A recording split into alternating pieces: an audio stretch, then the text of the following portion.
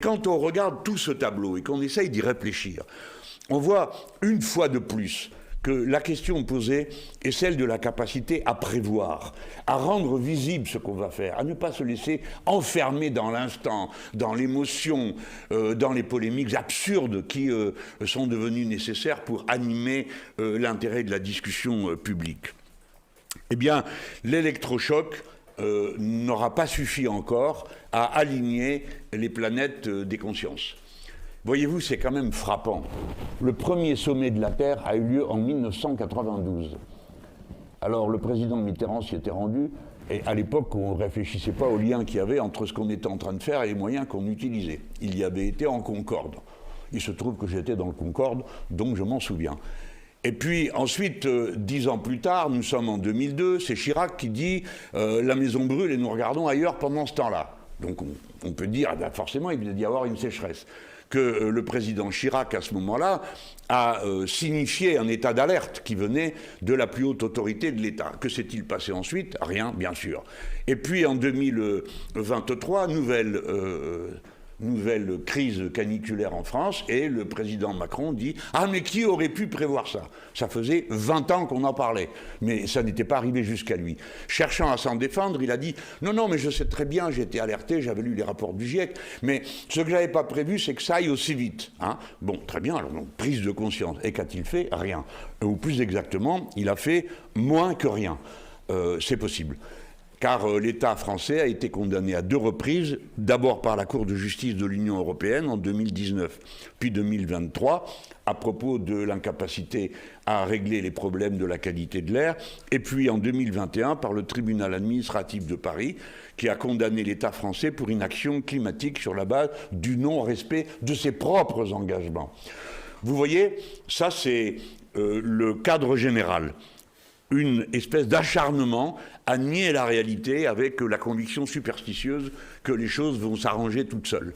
Et donc une incapacité à prévoir, non seulement à prévoir ce qui va se passer et à s'organiser, mais à comprendre que les faits qui relèvent de la transformation d'un système métastable comme le climat, ce ne sont pas des tendances qui sont linéaires et progressives, ce sont des tendances catastrophiques, c'est-à-dire que tout d'un coup, elles vont à des processus exponentiels. C'est ce qui est en train de se passer. Donc nous sortons d'une canicule et on nous dit qu'il y en aura peut-être une la semaine prochaine.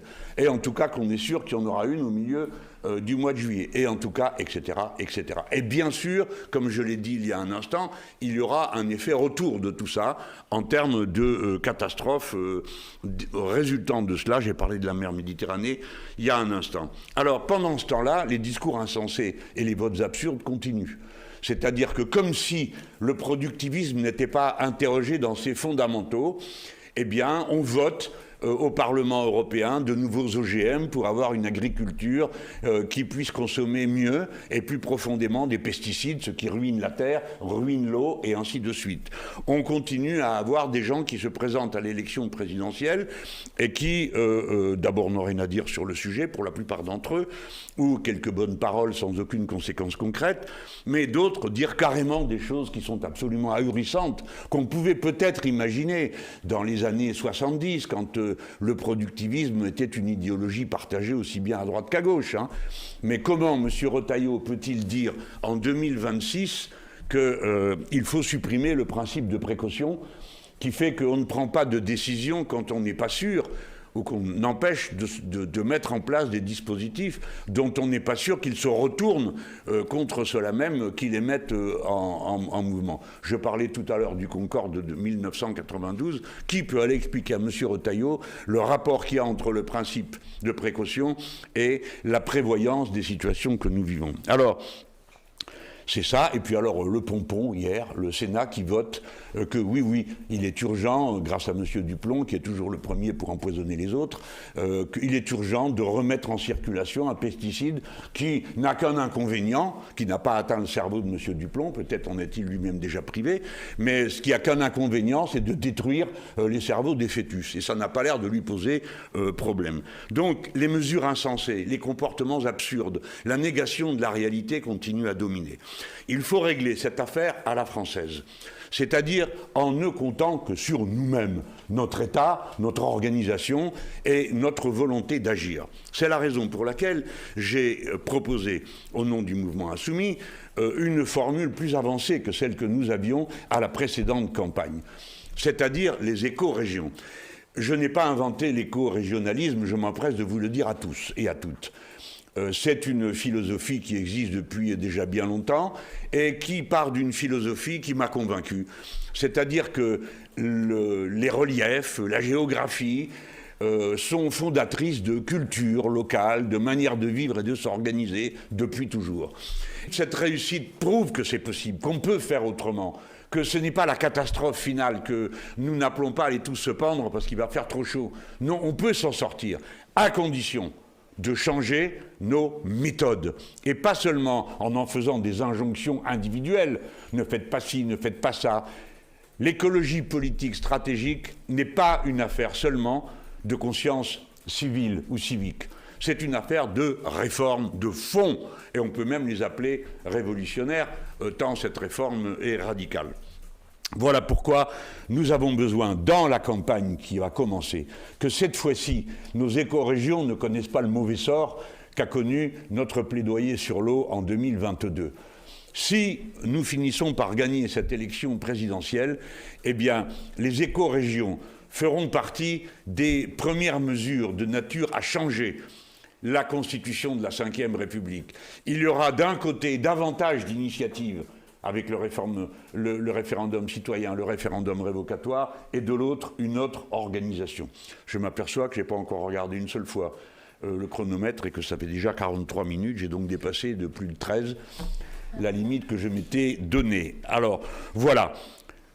C'est le matin où le faire. Je vais encore m'expliquer à plusieurs reprises, puis la série des réunions va commencer. Et nous espérons pouvoir organiser au moins une réunion éco-région eh bien, par département, d'ici au déroulement de l'élection présidentielle. Mais encore faut-il trouver, former tous ceux qui sont en état d'aller expliquer et de se renseigner département par département sur la façon avec laquelle cette question se présente. Alors, on va renouer avec d'anciennes habitudes. Je vais m'en aller. Et puis, c'est mon camarade Manuel Bompard qui va vous expliquer la suite de notre campagne, son bilan et le reste, toutes choses qu'il a bien présentes à l'esprit, et moi un peu moins. Je me sens obligé, par respect et amitié pour ma camarade, la présidente du groupe Insoumis, de vous rappeler que les Insoumis viennent de déposer à l'Assemblée nationale 5 propositions de loi sont à l'ordre du jour en urgence sur ces questions de canicule, et de vous signaler qu'une délégation insoumise part demain, je crois. Ils sont partis, là ? Ils sont partis, d'accord. Bon, ils en ont pour 24 heures, donc j'ai 24 heures de battement avant d'arriver, parce qu'ils vont en Nouvelle-Calédonie. Il y a donc la présidente du groupe et Bastien Lachaud, qui est l'homme en charge du dossier avec Mathilde, et ils tiendront là-bas 3 meetings, si mes renseignements sont bons, et je ne vois pas pourquoi ils ne seraient pas bons, au moment où nous venons les indépendantistes et leurs alliés viennent de remporter les élections locales que vous interprétez fort curieusement dans vos journaux comme une victoire des loyalistes, c'est-à-dire que quand il y avait 2 partis, qu'il n'en reste plus qu'un parce que l'autre a été éliminé électoralement, vous en concluez que c'est une victoire. Quand une organisation perd un siège, vous considérez que c'est une victoire, et quand nous on en gagne 2, vous considérez qu'on n'a pas fait la démonstration. En attendant, sur 54 sièges, eh bien il y en a 26 qui sont aux indépendantistes et à leurs alliés, et 24 pour la droite, dite assez curieusement loyaliste, je ne sais pas à quoi ils sont loyaux. Voilà, j'ai fini. Merci à tout le monde et à très bientôt. Manu. Et puisqu'on parlait d'anticipation et de prévision, on est malheureusement là sur la question des incendies et des moyens dont on dispose pour faire face aux incendies, dans une nouvelle illustration de l'absence totale d'anticipation et de prévision de ce gouvernement, parce que je dois vous rappeler qu'en octobre 2022, le président de la République, Emmanuel Macron, avait annoncé des investissements supplémentaires, notamment l'achat de nouveaux Canadair et que malheureusement ces investissements n'ont pas eu lieu. La Fédération nationale des sapeurs-pompiers disait il y a quelques jours que la concrétisation de cette ambition demeurait malheureusement balbutiante. Et j'ai sous les yeux d'ailleurs, puisqu'on parle d'une campagne d'élection présidentielle, un décret signé le 21 février 2024 par M. Attal, qui était à l'époque Premier ministre. Je le dis parce que je vois beaucoup de candidats à l'élection présidentielle qui se présentent comme des personnes absolument nouvelles, qui n'auraient pas de bilan. Un décret signé le 21 février 2024 par M. Attal qui annulait des crédits et notamment 50 millions d'euros pour la sécurité civile et qui avait donné lieu à l'abandon d'une commande de 2 Canadair supplémentaires. Donc puisqu'on est en campagne des élections présidentielles et que M. Attal est candidat, je crois qu'il est bien qu'on puisse éclairer tout le monde sur les bilans de celles et ceux qui se présentent désormais au suffrage des Françaises et des Français. Dans cette période estivale, pour autant, même s'il y aura une coupure, elle ne sera pas totale, puisque je vous annonce aujourd'hui aussi que à partir du samedi 18 juillet et jusqu'au mercredi 29 juillet, nous aurons 4 parcours de caravanes populaires qui couvriront en tout 48 étapes qui seront réparties dans 11 régions partout en France et qui visent à mener un travail, une campagne d'inscription en particulier sur les listes électorales, puisque vous le savez qu'en 2022, selon l'INSEE, c'est 11 millions de personnes qui étaient soit non inscrites, soit mal inscrites sur les listes électorales, ce qui représente plus de 20% des électrices et des électeurs. Pour nous, c'est un enjeu très important, cette campagne d'inscription sur les listes électorales. Et donc là, vous avez les 4 parcours des caravanes populaires qui auront lieu entre le 18 juillet et le 29 juillet. Et sur certaines de ces étapes, mais on vous donnera les précisions en temps voulu. Évidemment, des parlementaires, des animatrices, des animateurs de la campagne seront mobilisés. Et enfin, pour ne pas être trop long, le dernier point sur lequel je voulais vous donner quelques informations, c'est le travail que nous avons engagé pour la collecte des 500 parrainages d'élus. Vous le savez, on défend l'idée, qui était d'ailleurs dans un rapport qui avait été travaillé, rédigé par Lionel Jospin à l'époque. Nous défendons l'idée d'avoir un dispositif de parrainage citoyen pour les élections présidentielles. On avait repris le chiffre de 150 000 parrainages citoyens qui étaient dans ce rapport Jospin. De ce point de vue-là, le compte est largement rempli pour nous, puisque nous avons dépassé les 320 000 parrainages citoyens. Malheureusement, ce dispositif de parrainage citoyen n'est pas encore une réalité pour permettre de pouvoir se présenter à l'élection présidentielle. Donc nous travaillons sur la collecte des parrainages d'élus et donc nous avons commencé à envoyer la semaine dernière des courriers aux 36 000 maires, courrier qu'on tient à votre disposition si ça vous intéresse, des référents qui ont été nommés dans l'ensemble des départements, et j'espère et je pourrai, je crois, à la rentrée au moment des amphis vous faire un premier bilan de cette campagne des parrainages d'élus, qui est pour nous une étape à franchir, qui n'est pas une formalité, et donc on y travaille absolument sérieusement.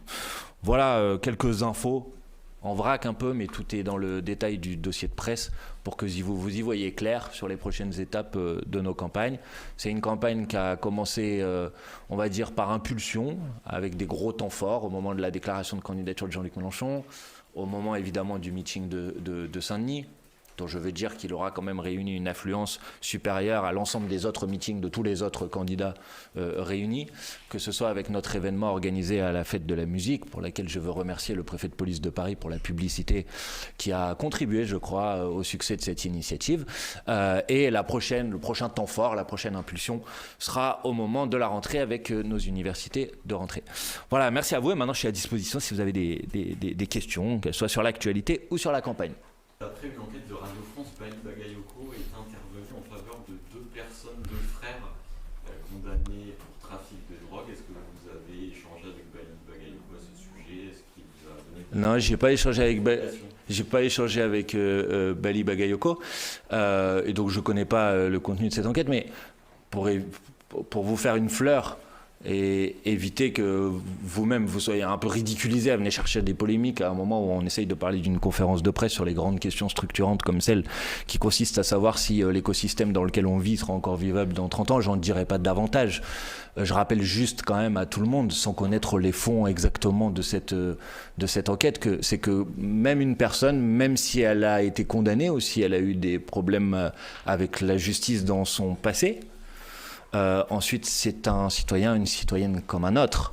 Et quand encore une fois, sans connaître le cœur de l'affaire, quand un élu, un parlementaire, je prends mon exemple, je ne vais pas prendre celui de Bali Bagayoko, est sollicité par des gens qui disent là en fait on subit un blocage administratif, etc. Il appartient aux élus de savoir si ce blocage administratif il est justifié, il n'est pas justifié, sans forcément connaître le passé de toutes les personnes qui viennent vous solliciter en fait. Donc je vois bien que depuis son élection, Bali Bagayoko, comme d'autres insoumis d'ailleurs, subit une forme d'acharnement raciste, de messages sur les réseaux sociaux, de gens qui lui cherchent des noises. Ça a commencé immédiatement après son élection où il a subi quelques-unes des gardes à vue médiatiques dont nous avons désormais l'habitude. Et comme il s'en est très bien sorti et qu'il a réussi à éviter tout ça, je vois que certains veulent utiliser d'autres méthodes. Mais franchement, ça me préoccupe assez peu. D'autres remarques ou questions ? Vous avez parlé de la fête de la musique tout à l'heure. Alors, je me demandais, comme il y a eu une prise de parole de Mélenchon, est-ce que les coûts engendrés par l'organisation de cette fête de la musique rentrent dans les comptes de campagne ? Oui.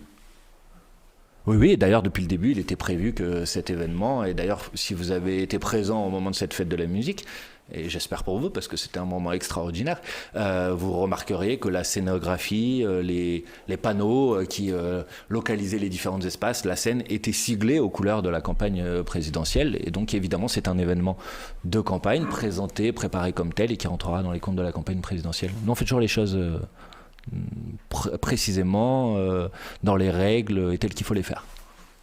Le deuxième tour de la présidentielle aura lieu le 2 mai. Est-ce que pour vous c'est un bon ou un mauvais choix? Écoutez, il y a eu une réunion lundi qui était organisée à l'initiative du ministre de l'Intérieur où ces questions ont été posées puisqu'il y avait deux possibilités, deux scénarios qui étaient posés sur la table. Bon, nous, ce que nous avons dit, c'est que ces deux scénarios avaient des inconvénients et notamment le fait que l'élection présidentielle aura lieu pendant une période de vacances scolaires. Et que de notre point de vue, c'était un inconvénient, mais manifestement, on ne pouvait pas faire autrement, puisque les deux scénarios avaient cet inconvénient. Et donc, ce qu'on souhaitait, c'était que le gouvernement, l'État, s'engage à faire le nécessaire pour favoriser l'inscription sur les listes électorales, la possibilité de déposer des procurations, pour que les gens, c'est un enjeu pour nous que la participation soit la plus importante possible. Après, il y avait le débat entre ces deux dates-là. Nous, on a plutôt plaidé pour la date la plus tardive parce qu'on considérait qu'elle permettait d'avoir une campagne qui soit la plus loin possible, qui permettait d'avoir le plus de temps de débat et surtout qu'elle permettait d'avoir une inscription sur les listes électorales qui soit la plus tardive possible, au mois de mars. Voilà, après j'ai vu que M. Retailleau essaye de monter une polémique sur ce sujet. J'en ai déduit qu'il avait vraiment peur de notre présence au second tour de l'élection présidentielle, parce que son raisonnement, c'est que comme le 1er mai serait la veille du second tour de l'élection présidentielle, ça nous favoriserait. C'est ce que dit M. Retailleau. Alors, c'est bien, il a raison de considérer que nous serons au second tour de l'élection présidentielle. Et pour le reste, on n'a pas besoin des mobilisations du 1er mai pour considérer que si on est au second tour de l'élection présidentielle, on est en mesure de l'emporter. Mais M. Retailleau a peur et ça me réjouit. Ouais, allez-y, et puis après, Sacha. Arnaud Montebourg, hier, a fait un podcast sur le digital où il déclare que Jean-Luc Mélenchon est un fou furieux avec Palmdel. Est-ce que des propos ou pas? Est-ce que ça lance une campagne qui va être extrêmement violente? Si on veut pas que cette campagne soit violente, le mieux c'est qu'on relaie pas ce type de prise de position. Qu'est-ce que vous en pensez? Question suivante. Mardi, il y a une décision de la Cour d'appel de Paris qui s'examinera que Marine Le Pen ou Jordan Bardella sera candidate pour le Rassemblement national. Est-ce que ça change quelque chose pour votre campagne? Ça change. Non, moi d'abord j'ai pas de préférence et honnêtement j'ai pas de préférence à exprimer. Nous, notre objectif, vous le savez, dans cette campagne, c'est de proposer une bifurcation pour ce pays et surtout de tout faire pour à la fois le sortir des mains de la Macronie qui l'a amené au point catastrophique auquel il est aujourd'hui et d'empêcher que l'extrême droite s'empare du pouvoir en essayant de capitaliser sur cette situation de crise multiforme que l'on connaît aujourd'hui. De ce point de vue-là, nous, quel que soit l'adversaire à l'extrême droite, on considère qu'on est en mesure de le battre dès le premier tour ou au second tour. Évidemment, si Marine Le Pen est candidate, Elle aura des formes de vulnérabilité et des angles d'attaque pour nous dans la campagne qui seront peut-être pas les mêmes que si Jordan Bardella est candidat. Mais en tout état de cause, on considère qu'on est en mesure de venir à bout de ses adversaires. Et je voudrais quand même remarquer que depuis maintenant plusieurs semaines, on voit à quel point le Rassemblement national est un parti qui est profondément fracturé, qui est profondément divisé de point de vue de la ligne politique qu'il va proposer aux Françaises et aux Français. Que sur une question aussi fondamentale que celle des retraites, qui est quand même une question centrale, qui a occupé une grande partie du quinquennat qui vient de s'écouler, ils ne sont pas capables d'avoir une position qui est une position commune. Et quand j'entends maintenant qu'ils se mettraient peut-être d'accord sur le fait qu'on va supprimer l'âge de la retraite à 67 ans à taux plein, quel que soit le nombre d'années de cotisation, etc., je voudrais quand même dire à tout le monde que cet âge de 67 ans, quel âge auquel, même quand on a eu une carrière trop hachée pour avoir les trimestres de cotisation, on se retrouve avec quand même un minimum pour pouvoir vivre, c'est un âge qui concerne en particulier les personnes les plus précaires, les personnes qui ont alterné des périodes d'emploi et des périodes de non-emploi, les femmes. Et que si ça, c'est un parti qui prétend défendre les catégories populaires les plus exploitées, les plus précarisées, paupérisées de ce pays, franchement, c'est qu'ils n'ont vraiment rien compris. Et que je pense que les pauvres, les femmes, les gens au carré arraché n'ont pas vocation à servir de chair à canon aux arbitrages interne du Rassemblement national. Et ça, c'est le cas sur la question des retraites, mais je vous rappelle ces derniers mois que ça a été le cas sur la question des retraites, cette division et cette fracture interne, que ça a été le cas sur la question de la taxe sur les super profits des pétroliers, que ça a été le cas sur la suppression de la flat tax à l'époque, c'est-à-dire l'imposition sur le capital. On parle de mesures à plusieurs milliards d'euros de recettes pour l'État. Et je vous passe la dernière étape de la mise en scène du Grand Prix de Formule 1 de Monaco, qui, je crois quand même, est la consécration d'une tentative qui est engagée de transformer ou d'assumer radicalement quel est le vrai visage du Rassemblement national, c'est-à-dire un parti pro-MEDEF, pro-jet-set, pro-ultra-riche. Et c'est ça maintenant qui apparaît aux yeux de tous. Et de ce point de vue-là, je pense que les Français ne veulent pas de ça à la tête de l'État.